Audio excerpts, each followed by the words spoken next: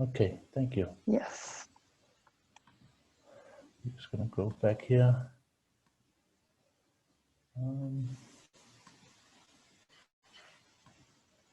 Okay, hello everyone. My name is Jonas. I am talking to you from Copenhagen. I am going to talk a little bit about my experience with doing community testing, mainly for hepatitis C. We test for HIV and syphilis and also the coronavirus as of recently. But today it's mainly going to be about hepatitis C and the model of care that we organize.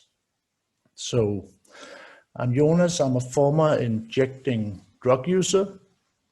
I also have had hepatitis C. I was cured of hepatitis C 10 years ago. Before there was any new medicine for it. 8 years ago, there was a new medicine. It was a small revolution in the world of hepatitis C, because before, if you had hepatitis C, it was a very severe treatment you had to go through. Many side effects, you got very ill from the medicine, and it was not very efficient. But as of 8 years ago, there's a new medicine that cures almost everyone, and there are some side effects, but nothing compared to the medicine that you were given before. So this is also the background for doing community testing, is that the medical problems are solved. You can cure the disease now. The problem lies in reaching the marginalized group who has hepatitis C. Most of the people infected with hepatitis C are drug users, people who use drugs, and they have little or no contact with the general practitioner, so you need to do something extra to reach them. And that's what we're trying to do with this project. I work for an organization called the Users Academy. It's an organization for people who use drugs. It has existed for 10 years and we're based in Copenhagen. We provide services for people who use drugs. We have a needle syringe program that sends syringes and pipes for smoking cocaine by mail to people all over Denmark, and we also deliver it in the streets of Copenhagen. We do counseling, we do outreach testing for, as I said, hepatitis C, HIV, syphilis, and coronavirus. We also provide linkage to care and support during treatment, because one thing is testing, but one of the main barriers is getting through the treatment, because you have to give blood and see doctors and so on. So that can be quite a thing to go through if you have if you're marginalized in some way, if you have no place to stay, you have no money, or maybe if you have mental illness, it's still quite a task to go through treatment for these diseases. Our testing is based in a mobile clinic. It's the van you see in the photo in the background. It is parked in Copenhagen in the open drug scene, but it also goes and visits shelters and methadone clinics all over the country. And you can come in without any, you don't have to schedule time. You can come in from the street and you can get tested. And if you are positive, we will help you into treatment. Usually we do the testing in cooperation with local institutions and people that can be health team of Copenhagen, or as I said, methadone clinics or shelters or street nurses. So when we go visit a town beforehand, we usually have made agreements with these people and institutions so to get better access to the target group. The project tries to do three things differently from the conventional healthcare system. As I said before, the medicine is in place, the treatment is there. As of 2018, you can get it in Denmark. Everyone is eligible for treatment in Denmark as of 2018. You don't have to pay anything. But the problem is that the testing and treatment takes place in the hospitals and at the general practitioners. And many of the people we provide services to don't go to the hospitals unless they are severely ill. They don't go there just to get tested for hepatitis C. So one of the things we try to do is we move the testing to the community where people, where the target group is. So that would be the open drug scene of Copenhagen, where we are parked every week, or the methadone clinics, as I mentioned, or shelters. And we try to pair the testing with other relevant services for people who use drugs. So we provide needles and counseling. We pair up with other NGOs that do naloxone education and naloxone handouts. So there's a strong motivation for people to visit the clinic, not just get tested, but also other services. Testing and patient support is peer-driven. Our organization is started and is run by people who either use drugs or used to use drugs, like myself. This is important because usually when you think about peer support, you think about someone who is standing in the front line and helping people. But our philosophy in our organization is that the whole project, all phases of a project and an intervention should be organized at least with the inclusion of the target group of people who use drugs. So the whole way down to the design of our posters and where we're going to go, we include the target group in the planning of this. In front of the van, we have nurses and doctors. Inside the van, volunteers, but outside is people who use drugs and who have had hepatitis C and gone through treatment.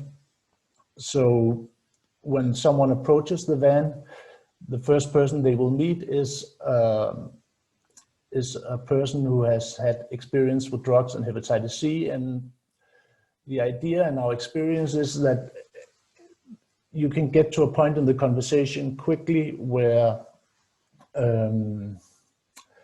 you can kind of bypass the stigma, the shame of being a drug user, because there's still a lot of shame associated with it. But if the first person you meet in front of the clinic is a person who had had experiences with this, you can kind of bypass and get past the shamefulness of having to talk about your drug use and your fear of hepatitis C. Or maybe you already know you have hepatitis C and you can tell it to that person quickly because you know that that person has had similar experience. So the peer part is quite important to get people into the van. Also, if you test positive, you will get offered peer support in going through treatment. You will get paired up with a person who had hepatitis C, who will help you see a doctor, get the medicine. Maybe we will help you store the medicine. You have to have medicine for 2 months, 2 to 3 months. So you will have to have some place to keep the medicine. If you're homeless, you should not go around with that medicine in your pocket. So we have it with us, and then we hand it out maybe once a week. We meet with the person and give them the medicine. So all of this is peer driven and thought out by peer people. Our third point is keeping it simple. I suspect it's the same thing all over Europe, but in Denmark, the healthcare system is very organized. It's not very patient-centered. A lot of responsibility of treatment is put upon the individual. You have to keep track of your appointments. You get notices via email or other digital platforms. The hospital itself is quite vast and it can be hard to get around in there. And very often you have to see secretaries and nurses and doctors, and maybe they will all ask you the same questions. Do you have a place to stay? How long have you been using drugs? Do you have children? And so on. And you have to answer the same question again and again, and it can be quite tiring and uncomfortable to get confronted with with your own troublesome life again and again. Every visit you go to the hospital. So we try to organize the treatment so you have to go to the hospital as few times as possible. You have to talk to as few people as possible. We take care of the appointments for you if you want. And we try to put pressure on the healthcare systems and the doctors not to ask too many questions, not to call in for too many appointments. So a very central and pivotal part of our model of care is to keep it simple. As few blood samples as possible, as few appointments, as few emails as possible. And if it's communication by email or digital systems, it goes through us and we communicate with the patient. So to try to create like a more patient-centered approach in our model of care. So a little bit about the results. This is a snapshot of an interval. It's from March 2019 to May 2020. 580 people were screened in the van.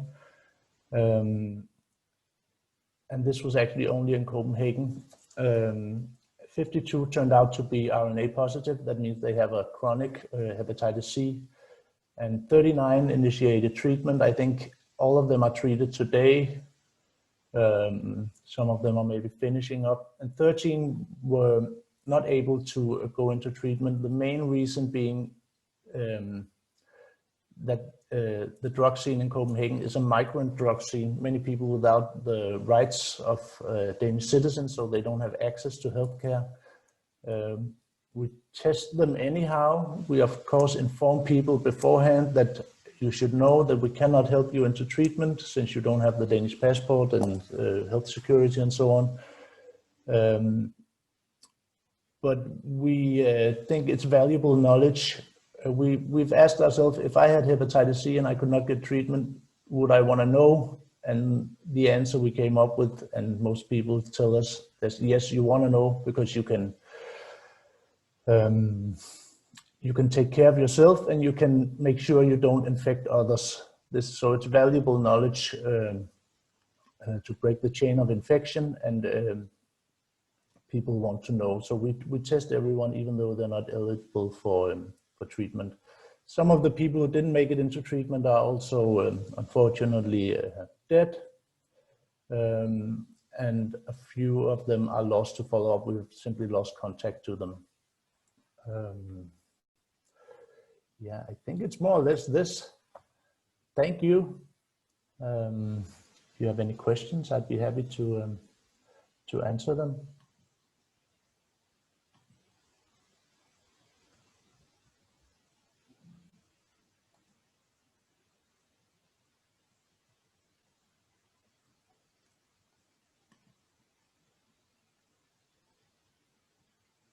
I'm just struggling to exit my PowerPoint. Hang on.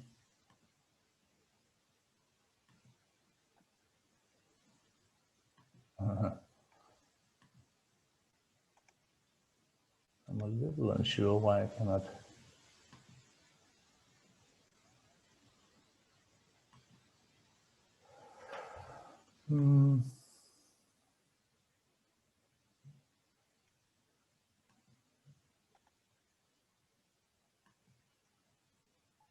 I guess you have to click on the click again on the share screen button, maybe.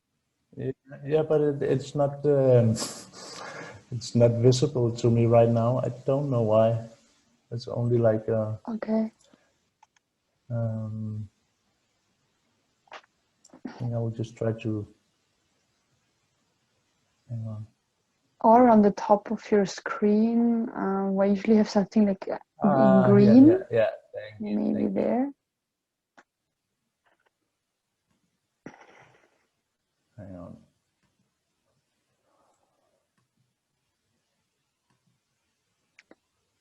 There you go. Thank you. You're welcome. I might have a question actually. I'm like, first of all, thanks a lot. It was really, really interesting. And I guess we're gonna have some more questions to maybe dig more into the details. But so because you said that the drug scene in, I don't know if I'm not sure if it's Copenhagen or the Copenhagen region or Denmark. It's Copenhagen. It's Copenhagen, yeah. It's mostly, let's say, like that you have kind of overrepresentation of people who are migrants. That's what you're saying. Mm-hmm. And then you mean like undocumented migrants, I guess, like people who cannot access the health service or. I guess it's both. It's both people who have there are like levels of rights you can have, but so it's migrants who either don't have like legally access, but also people who are migrants who have maybe obtained the rights to have access, but in reality have very little access because language barriers and the resources and yeah. Yeah, Okay, so I that's true. see. I think I'm not sure about the number, but I guess it's more than half of the open drug scene in Copenhagen. The town Copenhagen is made up of migrants. I'm not sure about that number, but I think it's around that, more than half. And so, because I would be also curious about like, when you look at your users or the people that access your services, like what about people who are in homelessness? Like, is this then a very small share actually? Or I guess maybe some of the undocumented migrants might also be in some kind of form of homelessness, or maybe they just sleep where they can without having a real, kind of own apartment or. Yeah, I think a very large proportion of the people who visit the clinic are homeless. Of the people we have treated, of the 52 mentioned in the last slide, I think it's probably about a fifth, or maybe 20% or something of those people were homeless and made it through treatment even though they were homeless, and that's also quite impressive of them, and says something about what you can manage while being homeless. You can actually go through treatment and get cured. Yeah. So what's your experience actually with this? I mean, do people then manage to kind of, keep accessing their treatment and or I guess they also come back to you, right? Like to be a bit like accompanied through the whole thing or. Yeah, they definitely need support. Very often it's actually not me or us who are doing the support itself. We kind of organize the support. So if you are going to a methadone clinic, we make sure the medicine is there. So if you go there every day or once a week, the medicine will be there for you to pick up. If we know you go to a shelter, you sleep in a shelter, the medicine will be delivered there. Maybe you have a family member or girlfriend or boyfriend, and we leave it the places where people go. And yeah. That's really interesting. Also, I should say that. Oh, I'm sorry. No, sorry. Go ahead. Yeah, there's a thing about the treatment is it's both very efficient, and it's also, you can actually, if you are in treatment for 12 weeks, you have to eat a pill a day. And if you do that for the first 2 weeks every day, there's research showing that you can actually skip many days. If you live a very hectic life, you can skip 2, 3, 4 days in the middle of the treatment and still it will work. So it's also a good medicine in that way. It matches the target group, maybe sometimes hectic everyday life. Yeah. Oh, yeah. Actually, I find it really interesting that you can really bring actually the treatment like itself to the different places actually, and that you kind of manage to organize, because it's also like in logistics, it's not so easy to kind of make sure the things are where they should be, and for many, like for different people. But it's really interesting, right? No, I'm so happy you say it. It's a very logistical task.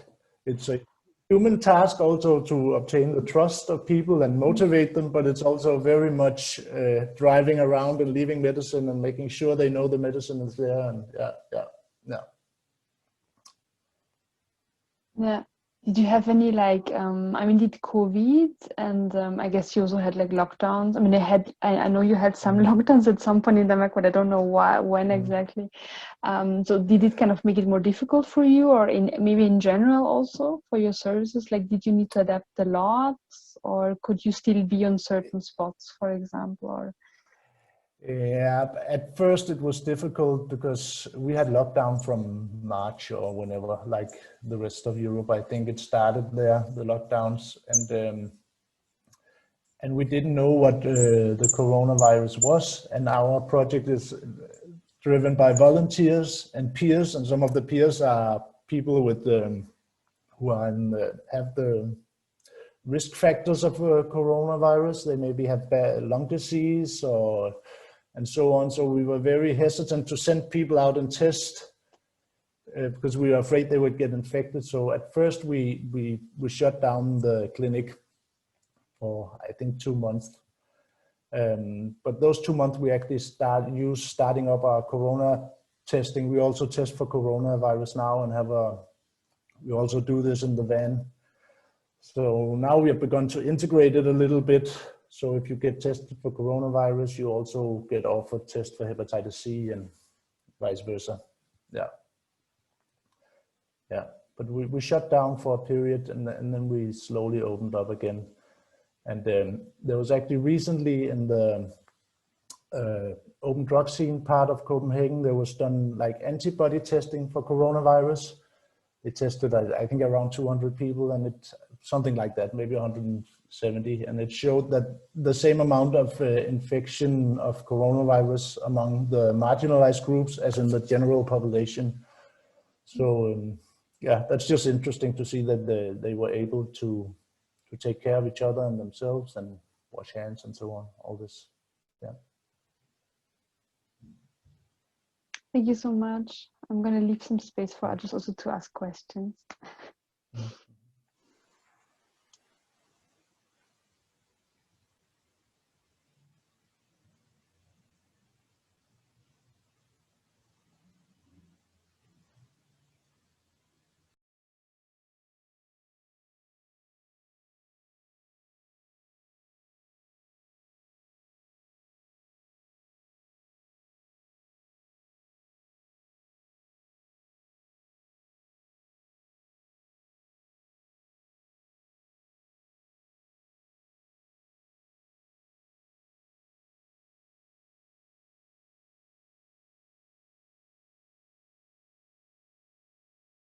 Well, then maybe I can just ask another question because I think it's really interesting what you're doing. I'm wondering, like, what are your experiences with people who go like on treatment actually? Because like something that we so sorry because actually I haven't introduced myself. I'm working for Fianza. We are this like European network of homeless services. So obviously quite a strong interest always on like how is the relationship, you know, how is the situation for people in homelessness or like the service delivery and so on. And how is the, so what we hear from our members a lot, like from services, that it's very difficult to many times to actually keep people in a treatment when they don't have like a stable apartment. So when they are in shelters, in temporary accommodation, or even maybe, you know, sofa surfing, sleeping in different friends' places and so on. So I would be interested in like what's your kind of approach to it? I mean, you said you have a very person-centered approach, but still, I mean, I guess it's like, is it about really finding a personalized treatment plan, or like also practically how, you know, planning days, or yeah, just how you work with it and what's your experiences? Thanks. I guess the first question you always ask is, do you go to a methadone clinic? Because if you go there, this is something that is very, I mean, then you rely on going there and getting your methadone, otherwise you will get sick. So there's a fairly good chance that the person will be there every week or the day that they pick up the methadone. This is like number one question, because if they have appointment for picking up methadone, that's where you want to go with the medicine. If people, and then if people do not have are not a patient in a methadone clinic, then you start asking, so where do you usually sleep? Where do you eat your food? Food is also like a major touch point, I guess. And then I guess keeping it a little bit personalized in the beginning. I myself did a lot of the patient support, driving people to getting blood taken. And I would usually, and we have funding for this, I would usually buy people a meal, and we would have like half a day together. We'd buy them a meal, ask them, is there anywhere else you need to go? Can I help you with something else? To like establish some kind of relationship, so that the next time you call, that they see your number on the phone, they don't think, oh, not that guy, that they have like a good impression of you, and then they associate you with something good, not something risky. Also, many of the people we test lose their phones all the time. So we have like a box of old phones and SIM cards, just the old type of phone. And so you can always hand people a phone. If you test them and don't have a phone, you give them a phone and a SIM card, and you write down the number, and my number is in the phone. So just to keep in touch, to make sure they have a phone, and I always have a extra phone with me if I meet them and they tell me they don't have a phone. And then if you lose contact with them, then it's just, the hard way, go around and ask if anyone has seen the person. Yeah. So, but usually it's not that, it's very few people that we have lost contact to, and not one has not made it through treatment. One turned out to be, I'm not sure it's the right English word, but resistant to the medicine. So they had to like do another combination of pills, but no one has not made it through treatment yet. Yeah.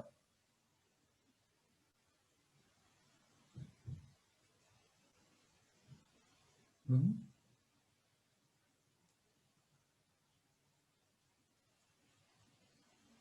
I would also be interested in like who are the other people in our breakout room, like I know where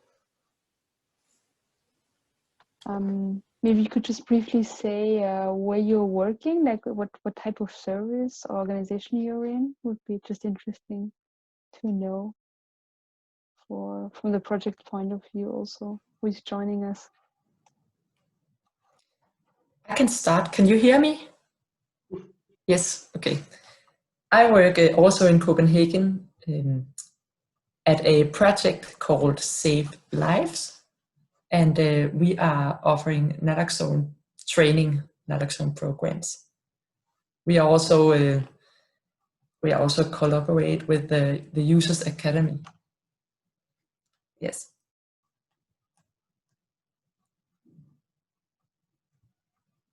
And Jonas, I was wondering if you are also offering fibroscanning. Yeah, I mean, the FibroScan equipment is a very costly, expensive apparatus. It's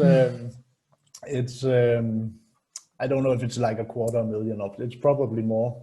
So we were able to borrow it for the first years of the project. But for a while we haven't had it. And this is when I talk about driving people to the hospitals, because many doctors want the FibroScan. So we have to go there. But as of recently, there is a FibroScan bought by a hospital in Copenhagen, just outside Copenhagen, that we have now been able to borrow and use every time we're out. So as of now, we will do the FibroScan in the van. Yeah. So, yeah. That's great. Mm-hmm. And what about the SAC database? for the medical treatment. Is it something you are using? No, I should say maybe for the ones who doesn't know, the SAC database was like the first major hepatitis C project, I think, in Denmark. It was moving the testing out to the methadone clinics of Copenhagen, not all of the country, but of Copenhagen. And both doing the testing and the treatment at the methadone clinic, but also creating a database to see who has been tested and who is infected. And this was very much, of course, to organize testing and keep track of who is treated and how many is treated, but also for research purposes. And so the great thing about this database would be if everyone testing in Denmark was hooked up to this and could, upload data, so the same person doesn't have to be tested and treated too many times. So there's no overlap, but we are not hooked up to it because it costs money and we're a small NGO, so we cannot afford it. But it would be for the overall purpose of eliminating hepatitis C in Denmark. I guess as many as possible should be hooked up to this database so we could help each other, keeping track of people and so on. Yeah. How do you deal with data protection issues there? Is it just like that persons have, because if you follow through a person through different treatments, do you have like a code or what, or how? Yeah, I mean, this has been complete nightmare, this data protection thing to get it into place, but I think we're there now. We cooperate with a specific department of infectious diseases that has like the patient data there. We just like test and bring them there, and then all the information is like written in there in the journal and so on. And the patient signs a contract that I am allowed to communicate with the infectious disease department to keep track of the treatment. So when I need information about someone, I call them, and they can actually also see if someone is imprisoned, for example. So if someone in the middle of treatment goes into prison, this has happened several times, I can go to the prison and deliver the medicine and so on. So most of the data is in the hospital. We have some data. We're also part of a research project where we ask people some questions, take them through a survey, and this is uploaded into, researchers have taken care of this. This is uploaded onto a database and on a safe server. So, but it is, for a small NGO, I think this has been just too much work, but I know it needs to be done. Yeah. Okay.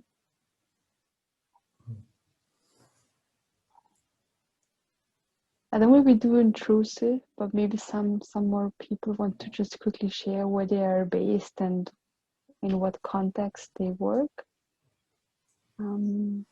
if you feel like. Go ahead. Thank you. I'm Simon. I'm a medical doctor at McTeason's team in Copenhagen as well. I met you, Jonas, before. I think it's very impressive what you do. I was actually thinking, have you thought about expanding to other areas with the Buenos Academy, and in which areas? Oh, that's a very good question also. I mean, in Denmark, there's users organizations throughout Europe, as we know. In Denmark, there's actually two, and we're both based in Copenhagen.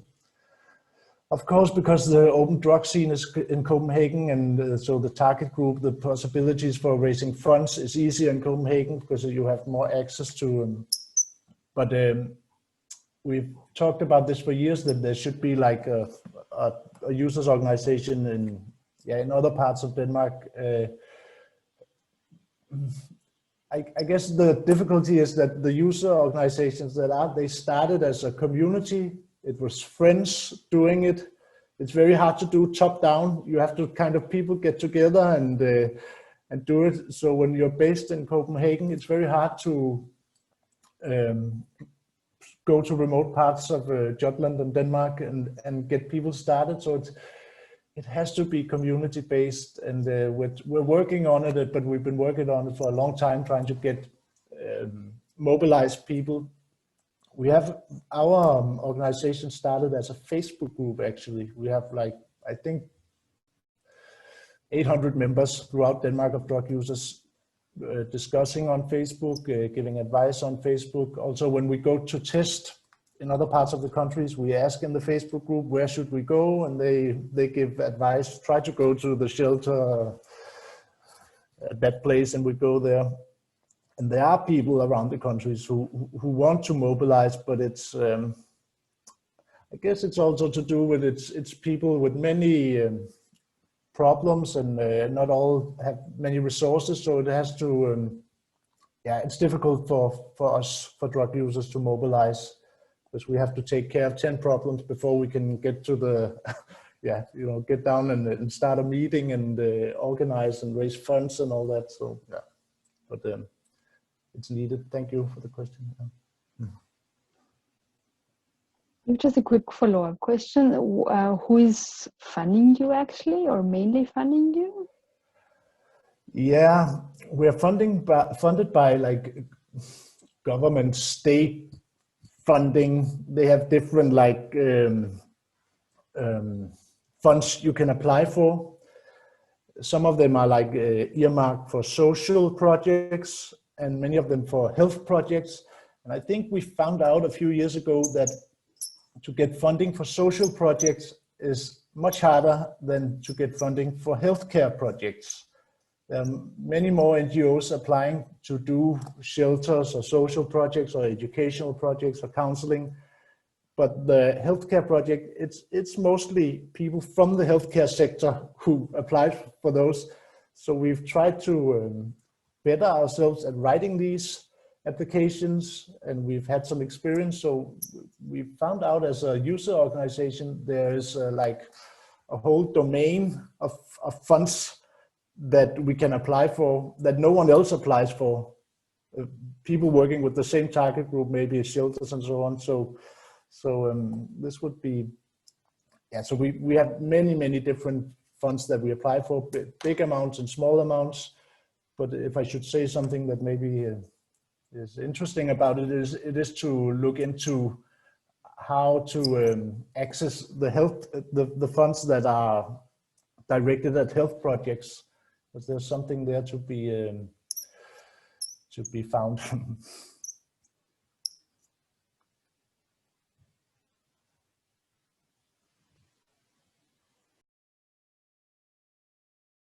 Yeah, I think we still have about like 2 or 3 minutes left. I saw that Roberto sent a message. So, okay, and Anna sending a message. Okay, I'm not sure if you can see that actually. So maybe I just read it out. So it's Anna. She's working at the local council as a housing support worker with homeless people who often suffer from various addictions, as well as supporting people to sustain their tenancy. And yeah, they are also working in collaboration with many different sources. So I guess it's also like, for example, health and drug use related services. And she's based in Scotland. Okay, it's really nice.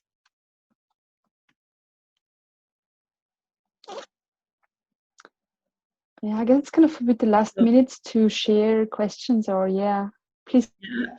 Maybe I can introduce myself also. So I'm Laurence, I'm working in the Red Cross Luxembourg and in the prevention field, so HIV, HCV and sexually transmitted disease field.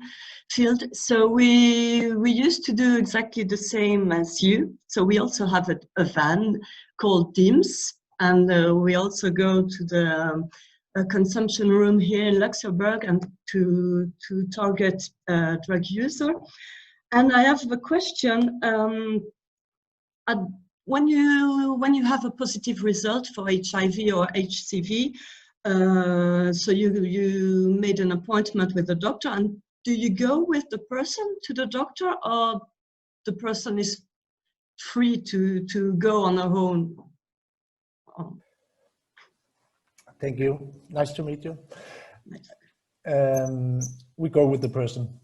9 out of 10 times we go, because it's not that everyone cannot mentally manage the task of seeing the doctor, but it's also just the transportation. People don't have any money to go to the hospital. And very often before we open the van beforehand, I have made an appointment with doctors, say, can we come this afternoon or tomorrow? So when a person tests positive, I say, we can go now. And sometimes we do. Let's go to the car, and we go directly there and get everything into place.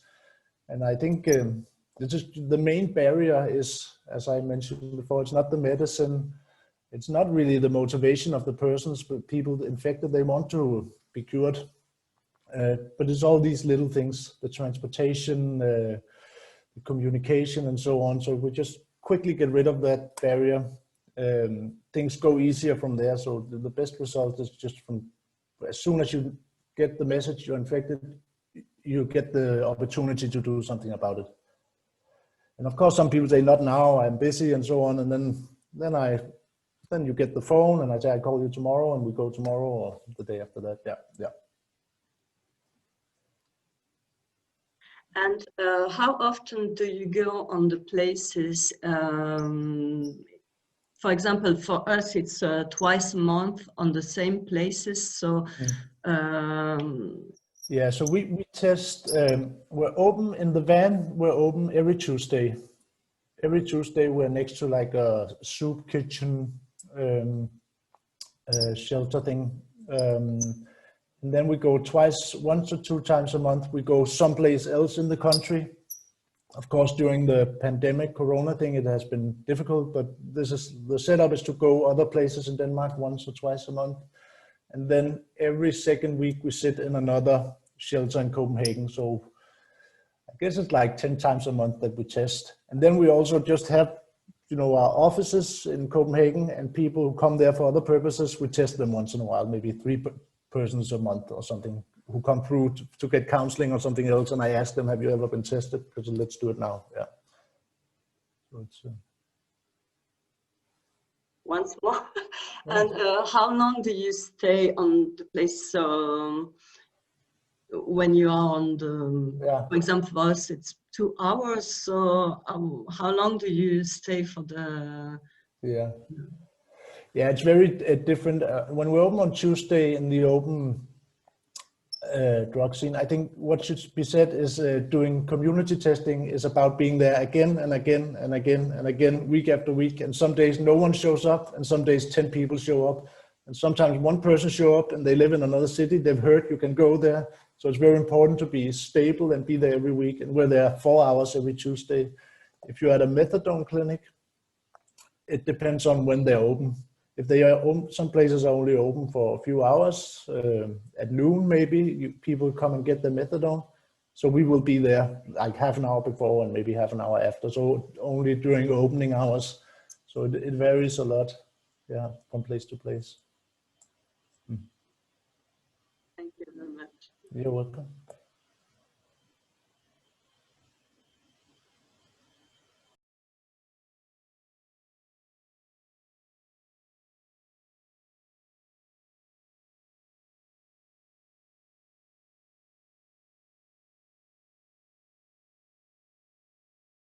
I guess I would also be interested in, because it says, so sometimes you really accompany people through many different services in different places, doctor's appointments, etc. I was like interested in this, like, finding this kind of thin line between, giving all the support that is needed so that the person can also access the services he or she needs. And also, like, for example, what do you do in a situation where somebody does not want to, continue being accompanied, or doesn't want to continue or even start a certain treatment? Like, this a bit like between, decision, respecting decision. No, I understand your question. A few people have said, I don't want treatment. And I think if you're not motivated, it's a bad thing to start it, because then it will just be, a disappointment. So usually I put a little, not pressure, but try to explain the consequences of having hepatitis C for years, and also highlighting the benefits of getting rid of it. Because some of the things that I've been told by doctors is the less known symptoms of hepatitis C is like tiredness and mood swings, and we're all tired and we all have mood swings. So saying that to someone, they will, okay, actually I have a little mood swing, so then maybe it can motivate them to. So it's trying to motivate, but if you can tell someone is not motivated, I back off and I ask them, can I keep your phone number? And if it's in Copenhagen, we see them every week. Then I keep asking them, and yeah, but it's true. It's not the price can be too high. I mean, there are other problems in the world than hepatitis C, even though it's a dangerous disease. But you have to choose your battles. Yeah.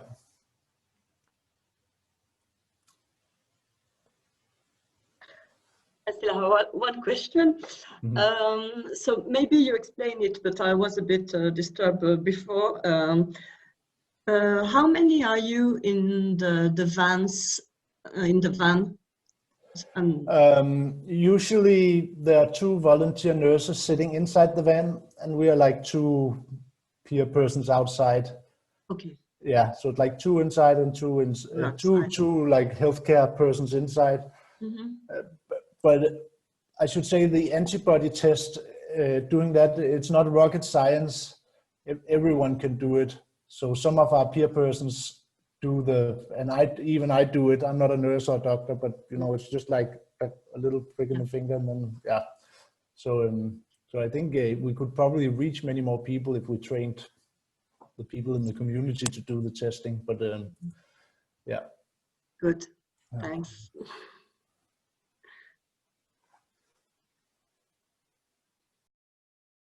Okay, so we're gonna be going back in 2 seconds. See you in the plenary, and thank you.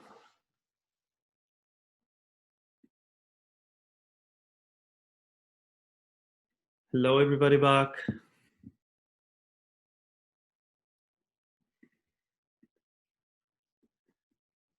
Nice to see you all. How was the room?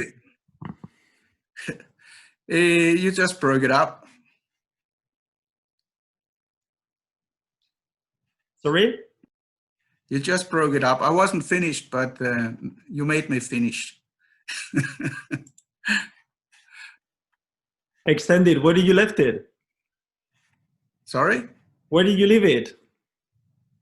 I was almost finished, but you just closed it down. It was good because I just tend to continue all over.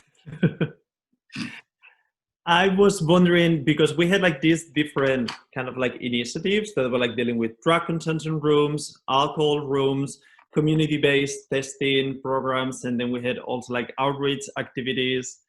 I was wondering if anybody in the rooms would like to share anything that really like took their attention today, or some elements that you consider like, oh, why? This actually I never considered of, or that was surprising, or that was like interesting.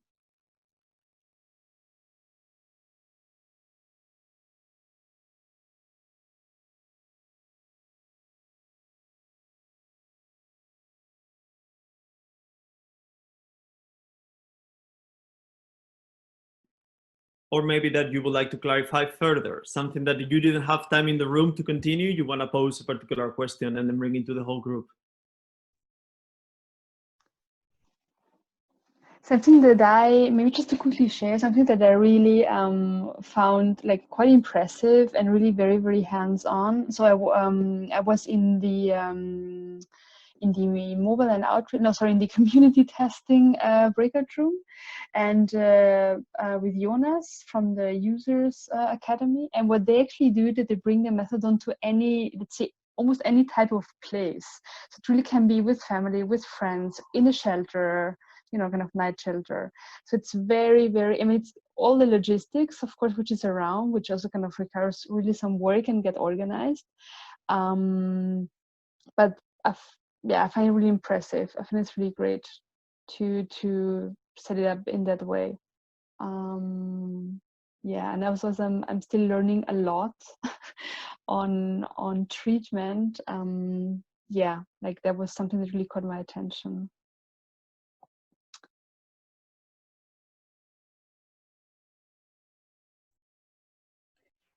I have a question for Henrik and Sandra for the outreach workers. I find it really interesting, but I was wondering, this is something the government said it had to be done, or how this started, the outreach project? In our case, it's on ONG, okay? So it's financed and it's not totally financed. It's not government. But we use the structures of the government, like hospitals, like medication, okay? Treatment structures, for example, doctors. Our project started out as a state-funded outreach project in 2000, and when that stopped, it was taken over by the city as a different project, and we were supposed to become a fixed institution after that, but actually we have been funded as a project, and we have to reapply for our funding every 3 to 4 years, and as we will do next year. So that's how it works here.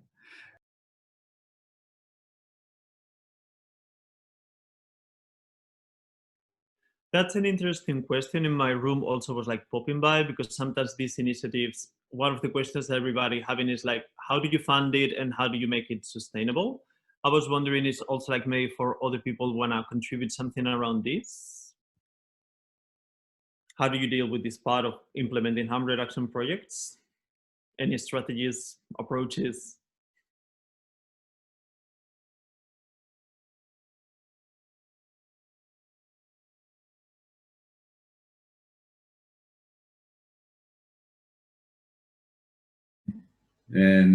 Roberto, in Portugal, we have just the same situation that Eric was talking about.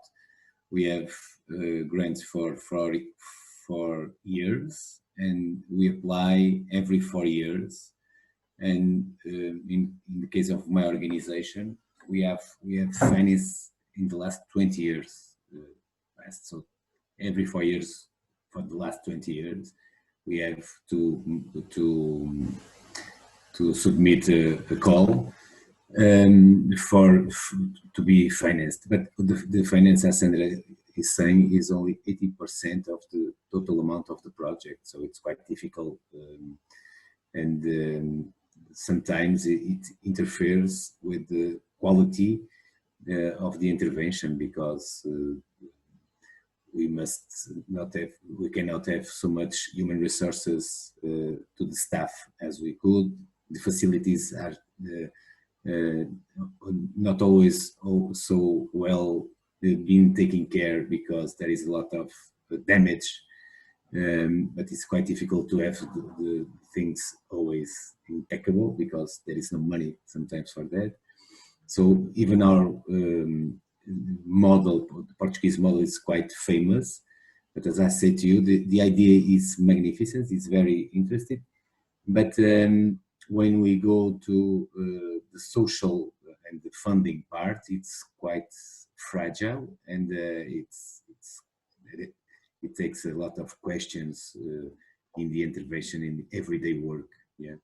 The harm reductions in Portugal started 20 years ago with a lot of strength, because 20 years ago, the third major concern of the Portuguese families was drug addiction, because every one of us have someone nearby, a cousin, a friend,